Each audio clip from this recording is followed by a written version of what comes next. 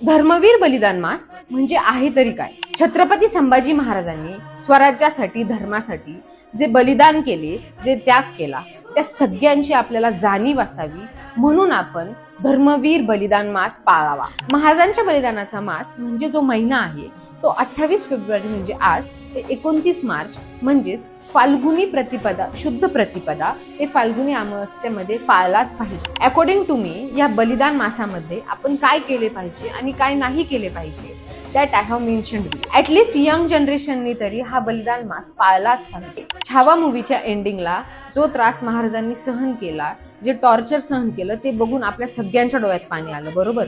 तर त्याही पेक्षा भयानक त्रास रियालिटीमध्ये आपल्या महाराजांनी सहन केलाय।